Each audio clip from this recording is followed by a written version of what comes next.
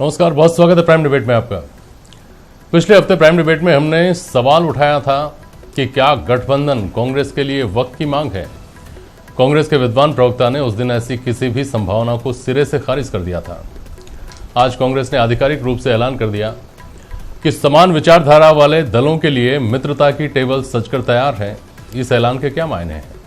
क्या कांग्रेस को जीत की उम्मीद तो है मगर यकीन कुछ कम है, इसलिए वो गठबंधन के लिए तैयार हो गई है, जैसा कि अब भाजपा की प्रतिक्रिया आ चुकी है, आ रही है?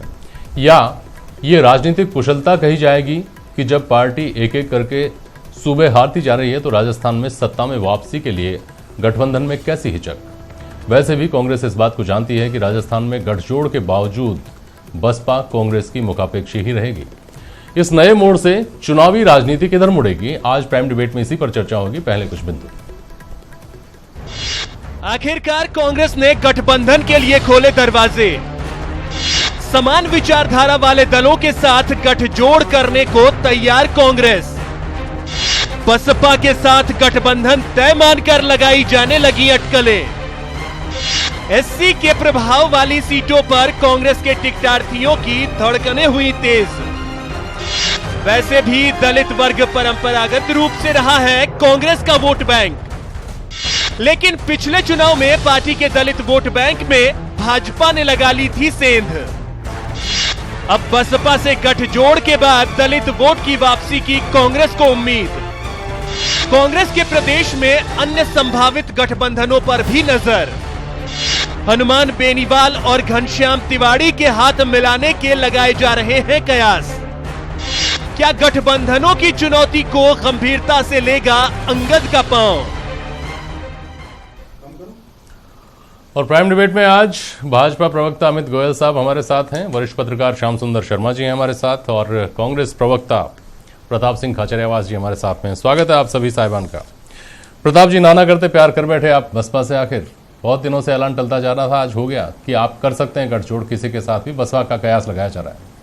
देखिए, राजस्थान की स्थिति अलग है, इसमें कोई दोहराई नहीं कि हमारा केंद्रीय नेतृत्व जो भी फैसला करेगा, हाँ जी, वो फैसला पूरे देश को मंजूर होगा। और केंद्रीय नेतृत्व हमेशा देश की परिस्थितियों को देखकर, चुनाव की परिस्थितियों को देखकर, देश में वोटर की मानसिकता को देखकर फैसला करते हैं। और जो भी फैसला ऑल इंडिया कांग्रेस कमेटी करती है, कांग्रेस का हर कार्यकर्ता नेता उसको स्वीकार करता है। जहां तक राजस्थान का सवाल है, हाँ जी, मेरा पर्सनल मानना है कि राजस्थान में कांग्रेस पार्टी को किसी से भी गठबंधन की आवश्यकता नहीं है। मेरा व्यक्तिगत विचार है, लेकिन कांग्रेस पार्टी मेरे से ज्यादा इस बात को समझती है कब किससे आपको गठजोड़ करना है, कब किससे आपको गठबंधन करना है। यदि हमारे केंद्रीय नेतृत्व ऐसा समझता है कि हमें कोई फायदा होता है, इस तरह की कोई रिपोर्ट जाती है, तो निश्चित रूप से कांग्रेस नेतृत्व जो भी फैसला करेगा वो सबको मंजूर होगा और वो सोच समझ कर करेंगे। समय समय पर अलग अलग विचारधाराएं या एक जैसी विचारधाराएं मिलकर राजनीति में ऐसे फैसले करती है, गठबंधन होते हैं। और चुनाव से पहले इस तरह के गठबंधन कांग्रेस हो चाहे और कोई पॉलिटिकल पार्टी हो,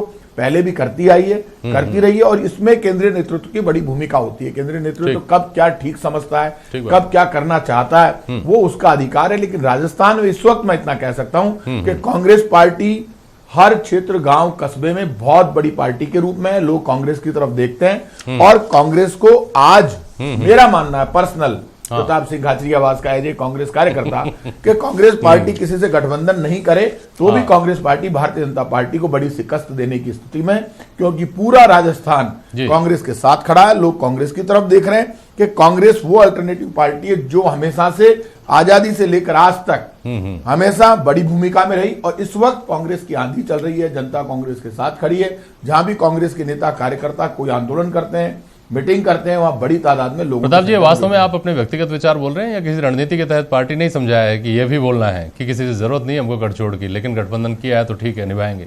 देखिए, ऐसा है कि मैं सच कह रहा हूं, मेरी किसी से कोई बात नहीं। मैं तो खाचरियावास गांव गया हुआ था, मेरे परिवार में कोई डेथ हो गई थी। अच्छा। लेकिन मेरी आदत है, जो मेरा व्यक्तिगत विचार होता है वो भी मैं बोलता हूं हमारे यहाँ पे। लेकिन नेता जो पहले बात चल रही थी उसमें सब नेताओं को पता है कि चाहे वो सचिन पायलट जी हो, चाहे मिस्टर अशोक गहलोत जी हो, तमाम लोग हो, कांग्रेस पार्टी एक पावर के साथ खड़ी है। हर जगह कांग्रेस का कार्यकर्ता चुनाव लड़ने के लिए तैयार है। लेकिन कहीं यदि किसी पार्टी से गठजोड़ होता है तो ये केंद्रीय नेतृत्व का काम है। केंद्रीय नेतृत्व यदि करता है सब लोगों से मिलकर बात करके, तो उसमें सबको स्वीकार होता है। वो तो हमारी केंद्रीय नेतृत्व का आदेश मानना हमारी सबकी मॉरल ड्यूटी। ठीक बात है। श्याम सुंदर शर्मा जी, मैंने अभी शुरू में हवाला भी दिया एक सप्ताह पहले और संभवतः हम साथ में थे उस दिन।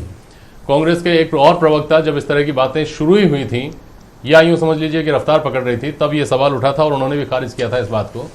आज प्रताप जी भी ऐसा कह रहे हैं। मोटे तौर पर अगर ये माना जाए कि कांग्रेस का कार्यकर्ता है महसूस करता है कि हमको किसी के गठजोड़ की जरूरत नहीं है, या यूं कहिए कि किसी के सहारे की जरूरत नहीं है, और ऐसी स्थिति में अगर गठबंधन हो रहा है तो क्या फायदा मिल पाएगा? मनोवैज्ञानिक फायदा तो मिलेगा नहीं।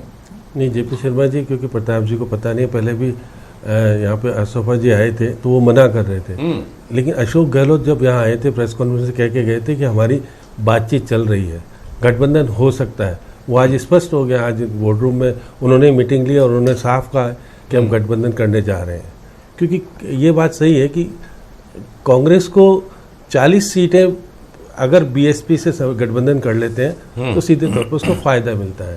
उस 40 सीटों को किस प्रकार से क्या आंकड़ा होगा, किस प्रकार से लिया जाए, तो उसको लेकर के कांग्रेस चाहती है कि किसी भी सूरत, क्योंकि अशोक जी को पता है कि बीएसपी ने उनको सहारा दिया था और वो मुख्यमंत्री बन करके चले थे जब प्रताप जी भी विधायक हुआ करते थे। विधायक पता है इनको कि जो बीएसपी के थे उन्होंने तो अपने यहाँ शामिल कर लिया था, फिर उसके बाद सारी बातें हुई थी, तो उनको पता है कि बीएसपी का सहारा लेकर के किस प्रकार से हम और विपक्ष को मजबूती के साथ जवाब दे सकते हैं। वो तैयार रणनीति आज उन्होंने की है। उसका उन्होंने इनके जो प्रभारी हैं उन्होंने, पांडे जी ने भी कहा है और आज सचिन पायलट ने भी दिल्ली में कहा है कि हमारी बातचीत हुई है और हमको लग रहा है कि जो हमारे समान विचारधारा के लोग हैं, अब समान विचारधारा के लोग अब क्योंकि ज़रूरत है, क्योंकि सत्ता में आने की इनको ज़रूरत, कोशिश करेंगे कि किस प्रकार से, क्योंकि बीजेपी अभी 163 सीट के साथ जीती थी, अभी उनके पास 161 है। तो उस बड़े गठबंधन, क्योंकि आज प्रधानमंत्री जी मैं भोपाल में सुन रहा था, वो दीनदयाल जी की जयंती पे बोल रहे थे कि मेरे को हटाने के लिए मेरी सरकार को हटाने के लिए कांग्रेस छोटे लोगों से भी गठबंधन करने जा रही है।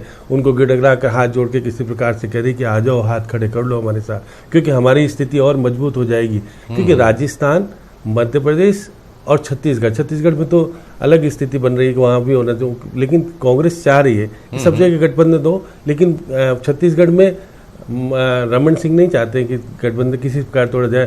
केंद्र में भी सत्ताधारी पार्टी ने कोशिश की मायावती को विचलित करने की, सारी बातें हुई उसके बाद, क्योंकि मायावती भी जानती है कि मेरा भविष्य सुरक्षित रखने के लिए, क्योंकि उनकी जो स्थिति उत्तर प्रदेश में जिस प्रकार की हालात हुई और वो मैदान, और यहाँ से एक सवाल उठता है श्याम सुंदर शर्मा जी, क्या आज की बसपा, 2008 में बसपा ठीक है जीत कर आई थी और वो इस स्थिति में आई थी कि उन्होंने कांग्रेस की सरकार बनवा दी थी, लेकिन आज की बसपा इस स्थिति में है जहां से उसका उद्गम है वहीं वो कमजोर पड़ी हुई है। क्या आज बसपा किसी तरह का सहारा दे पाएगी किसी भी दल को, किसी भी राज्य में?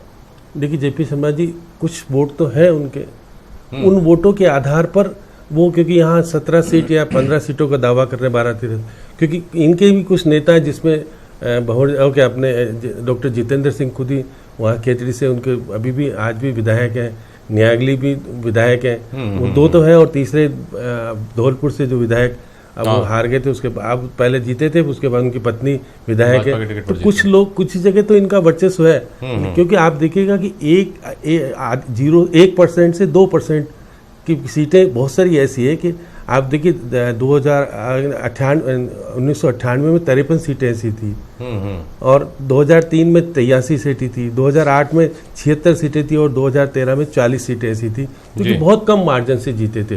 नोटा वाली सीटें भी जो आप कहेंगे कि 11 सीटें ऐसी हैं जिसकी कि 1.91% पे नोटा पड़ा था, 5,88,000 वोट पड़े थे। नोटा भी बहुत प्रभावित कर गया, और यहाँ पे हनुमान बेनीवाल और घनश्याम तिवारी जो कि इंडिविजुअल स्तर पे भी हैं, उनको भी साथ लेकर के हो सकता है कि समझौता हो जाए और ये कहते हैं कि आप जीत के आ जाओ तो हमारे साथ आ जाओ। तो राजनीतिक भविष्य के लिए कांग्रेस गठबंधन की राजनीति करना चाहती है, कहते हैं बहुत गठबंधन की राजनीति करना चाहती है। और प्रताप सिंह जी, आपने इस दलील के साथ गठबंधन के लिए दरवाजे खोले हैं कि समान विचारधारा वाले दलों से अगर करने की स्थिति बनी तो आप गठबंधन करेंगे। समान विचारधारा का क्या मतलब कि आप भी सत्ता से बाहर हैं, हम भी सत्ता से बाहर हैं, आपके भी सत्ता में वापसी के फिलहाल कोई आसार नहीं दिख रहे, हमारे लिए भी काफी सारी मुश्किलें हैं, दोनों मिल जाएं तो क्या पता आ जाए सरकार में। हमारे तो पूरे आसार हैं 100% कराएंगे। और धार्मिक कार्य भारतीय जनता पार्टी ने चालू कर दिए। रफाल का पूरा मामला खुल गया, भ्रष्टाचार की कड़ियां खुलकर सामने आ रही है। पेट्रोल डीजल और गैस के हालात खराब है। अब और नई महंगाई की मार। अब की बार मोदी सरकार, राजस्थान में खान घोटाला हो गया, हर जगह खा गए। कोई डिपार्टमेंट राजस्थान में ऐसा नहीं है जहां भ्रष्टाचार नहीं हुआ। जहां भ्रष्टाचार का नाम आएगा वहां बीजेपी का नाम है। गौरव यात्रा पिट गई। हाई कोर्ट ने कह दिया पैसा आप खर्च करोगे नहीं। और आप अब लास्ट में जय भारत बोलिए, एक पूरी तरह से एक चुनावी भाषण होगी। चुनावी भाषण नहीं है, गौरव यात्रा के लिए मेरा मूल सवाल ये है प्रताप जी, कहा कि आप पैसा खर्च मत करो, लाभार्थी सम्मेलन मत करो। इसके बाद भी बीजेपी का जो पूरा मामला चल रहा है, राजस्थान की जनता ने मन बना लिया बीजेपी को हराना। मूल सवाल ये है सर, मेरा मूल सवाल यहाँ मेरा ये है कि आप कह रहे हैं ना कि हमारे तो पूरे आसार हैं, प्रोमिसिंग स्टेट आप राजस्थान को मानते हैं, उसके बावजूद आपको किसी दल के लिए अलायंस के दरवाजे खोलने पड़ते हैं, क्यों? आपके कार्यकर्ता के ऊपर क्या असर पड़ेगा? प्रताप सिंह खाचरियावास के ऊपर क्या असर पड़ेगा, जो ये मानते हैं कि हम अकेले दम पर जीत रहे हैं, लोगों ने हमारे लिए दरवाजे खोल रखे हैं, और फिर आपको कहिए कहा जाए कि नहीं आपको तो हाथ मिलाना पड़ेगा किसी और से। 15 या 17 ऐसे आदमी हैं आपके जो जीत सकते हैं, और उन सीटों पर आप बसपा को टिकट दे देंगे, आपके आदमियों का क्या होगा? आपके कार्यकर्ताओं के मनोबल पर क्या फर्क पड़ेगा? सर देखिए, मैं आपकी बात से जेपी शर्मा जी सहमत हूं। हर कार्यकर्ता का अधिकार है जो 4.5 वर्ष से कांग्रेस के तमाम कार्यकर्ताओं के साथ, सचिन पायलट के साथ, प्रदेश कांग्रेस के साथ संघर्ष कर रहा है, उनका अधिकार है कि वो चुनाव के लिए टिकट मांगे। ऐसे में केंद्रीय नेतृत्व का आज कहीं फैसला आया है, उन्होंने कहा है कि हम समान विचारधारा के दलों से हाथ मिला सकते हैं। हमारी ऐसी बात चल रही है। हाँ। यदि पार्टी में एक डिसिप्लिन हो, ऐसा कुछ होता है तो हमको स्वीकार है। मैंने व्यक्तिगत रूप से ये कहा, आज भी मैं ये मानता हूं राजस्थान में कांग्रेस पार्टी को किसी दल से हाथ नहीं मिला है, तो भी कांग्रेस 180 प्लस करने जा रही है। कांग्रेस के लिए कहीं प्रॉब्लम नहीं है, लेकिन फिर भी केंद्रीय नेतृत्व राष्ट्रीय स्तर पर कुछ सोचता है और ये मानता है कि जरूरी है विचार, तो वो हमसे ज्यादा समझदार करेंगे तो सब कुछ स्वीकार होगा। सर 180 प्लस पे अब आपका भी दावा आ गया। ये तो अमित जी बैठे हैं 180 का दावा लेकर के। तो अमित गोयल साहब, जिस तरह से गठबंधन की बात आई है सामने, तो कहीं पलीता लगता है आपके 180 के दावे के ऊपर उससे? देखिए, बहुत हास्यास्पद स्थिति है कि कांग्रेस का राष्ट्रीय नेतृत्व तो कह रहा है गठबंधन की आवश्यकता है, और कांग्रेस के प्रवक्ता कह रहे हैं मेरी निजी राय है। मैं समझता हूँ यहाँ पर निजी राय की बात भी नहीं हो रही है, यहाँ तो कांग्रेस के राष्ट्रीय नेतृत्व की बात हो रही है। दूसरी बात, कांग्रेस की कभी कोई विचारधारा थी ही नहीं। आप ये देखिए, उत्तर प्रदेश के अंदर 27 साल यूपी बेहाल, चिल्ला कर राहुल गांधी चिल्ला रहे थे, घूम रहे थे, जगह जगह भाषण हो रहे थे, 27 साल यूपी बेहाल, 27 साल यूपी बेहाल, और जाकर साइकिल पर बैठ गए। क्या परिणाम हुआ? जनता ने पूरी तरह साइकिल को भी नकार दिया और हाथ को भी नकार दिया। आप देखिए कर्नाटक में क्या हुआ, 122 सीटों वाला सीट कांग्रेस पार्टी 78 सीटों पे आ गई, और 38 सीटों वाली पार्टी के साथ में उसके मुख्यमंत्री को स्वीकार किया इन्होंने। कुल मिलाकर कांग्रेस मौका परस्ती की राजनीति कर रही है। कांग्रेस आपका क्या हुआ? मैं बता रहा हूँ आपको, मैं आपको पूरी बात का जवाब दे रहा हूँ। कांग्रेस सिर्फ मौका परस्ती की राजनीति कर रही है और विचारधारा की बात कर रही है। कौन सी विचारधारा की आप बात कर रहे हो? आप कौन सी विचारधारा की बात कर रहे हो? जेएनयू के अंदर देश विरोधी नारे लगाने वाले लोग जब खड़े जाते हैं वो विचारधारा, जब कश्मीर पर पैलेट चलाई जाती है पत्थरबाजों के ऊपर तो आपकी विचारधारा ऑफिस सही से मिलती है वो विचारधारा। कांग्रेस की कोई विचारधारा नहीं है। कांग्रेस छदम राजनीति कर रही है, देश में भ्रम फैला रही है। और मैं आपको बता दूं, किसी भी सूरत के अंदर कांग्रेस किसी से भी गठबंधन कर ले, कहीं का ईंट कहीं का रोड़ा, भानुमति ने कुनवा जोड़ा। भारतीय जनता पार्टी अपने काम के दम पर राजस्थान में ही नहीं पूरे देश में फिर सरकार बनाएगी। और ये कह रहे हैं 180 सीटें आ रही हैं, मगर मुंगेर लाल के हसीन सपने देख रहे हैं। इनको शायद जानकारी नहीं है, राष्ट्रीय नेतृत्व जान रहा है इस बात को, समझ रहा है इस बात को, तभी उसको लग रहा है गठबंधन कर ले हम। लेकिन गठबंधन के सामने वाला कौन तैयार है? मायावती जी ने कह दिया भैया मैं तो सोच समझ गठबंधन करूंगी। कभी ये मायावती के सामने टिकट आ रहे हैं, कभी ये समाजवादी पार्टी के सामने टिकट आ रहे हैं, कभी ये आपके सामने हाथ जोड़ रहे हैं। कुल मिलाकर सत्ता प्राप्त करने के लिए कितना भी नीचे गिरना पड़े, कांग्रेस हर तरह से गिरने को तैयार है। इनका कोई मॉरल नहीं है, इनकी कोई विचारधारा नहीं है, इनकी एक ही विचारधारा है सत्ता प्राप्त करना, सत्ता प्राप्त करना, सत्ता प्राप्त करना। आप बताइए उत्तर प्रदेश में क्यों किया इन्होंने?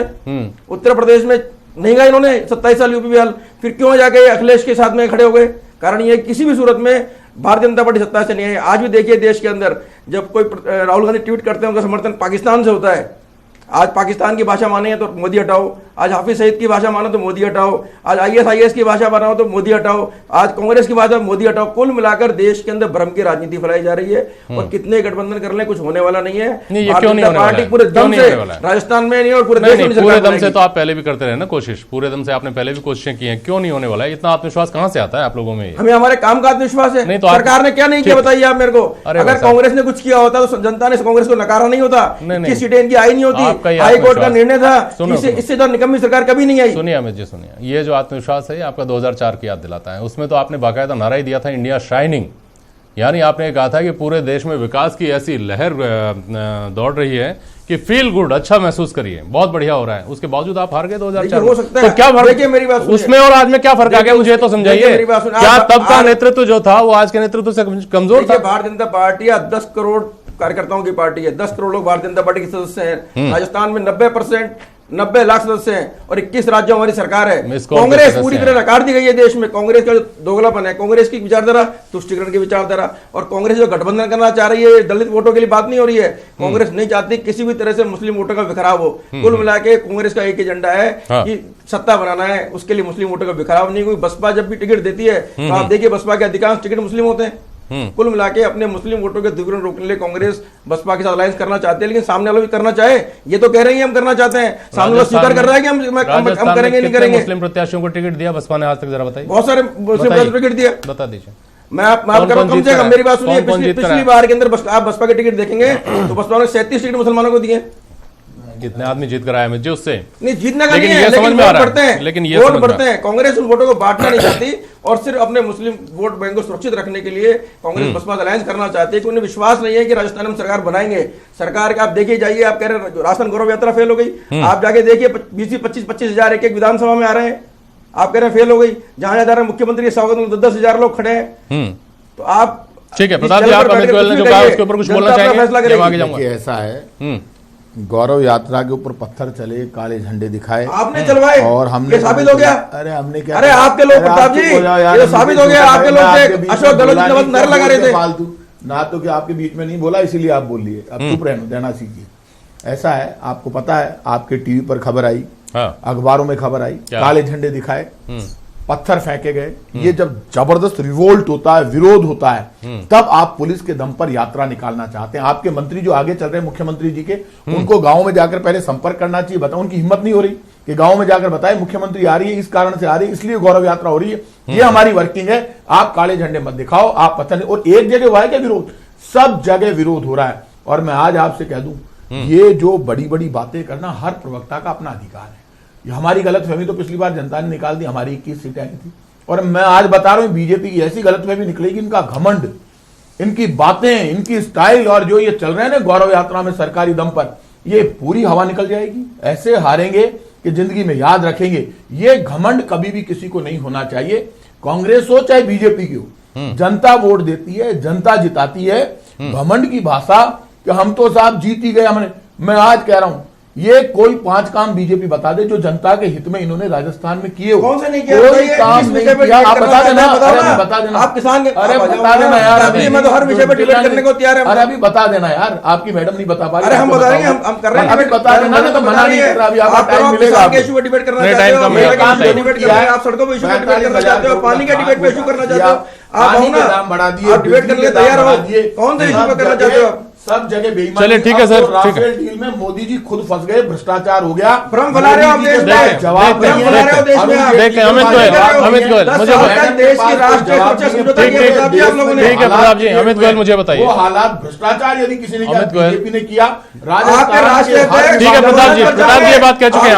अमित गोयल मुझे स्पेसिफिक जवाब दीजिए। अमित गोयल सुनिए, अरे मेरी बात सुनिए अमित जी, गोयल साहब आप मेरा सवाल सुनिए, आप स्पेसिफिक मुझे जवाब दीजिए। कांग्रेस के किसी के साथ गठबंधन में जाने से, खासतौर पे बसपा के साथ गठबंधन में जाने से क्या आपके ऊपर फर्क पड़ता है? क्या आप इसको लेकर चिंतित होते हैं? बहुत संक्षेप में जवाब दीजिएगा, 15 सेकंड का कोई विषय नहीं है। हमें बिल्कुल हमें चिंता नहीं इस बात को लेकर। भ्रष्टाचार किया है, बिल्कुल उस भ्रष्टाचार की पोल खुल गई है, गौरव यात्रा मेरी बात सुनिए, ठीक है प्रताप जी, श्याम सुंदर शर्मा जी, श्याम सुंदर शर्मा पता है, ठीक है, अरे सुनिए तो मेरी बात सुनिए, प्रताप जी क्या पूरे देश को पता है, और आपके मंत्री सबसे ज्यादा आपकी सरकार भ्रष्टाचार की सरकार थी। 10 साल तक आपने भ्रष्टाचार के अलावा कुछ भी नहीं किया देश के अंदर। पूरे देश को पता है, पार्टी पूरे देश को पता है, आपके बोलने से ठीक है ठीक है सकता। अरे पूरे देश को पता है, आपके बोलने से कुछ होने वाला नहीं है। किस राज्य में चले गए? ठीक है प्रताप जी, आप हाँ ठीक, आप शपथ लेने की तैयारी करो, आप शपथ लेने की तैयारी करो शांति के साथ। ठीक है, मैं अग्रिम बधाई देता हूँ। इसलिए बोल रहा हूँ आपको अग्रिम बधाई।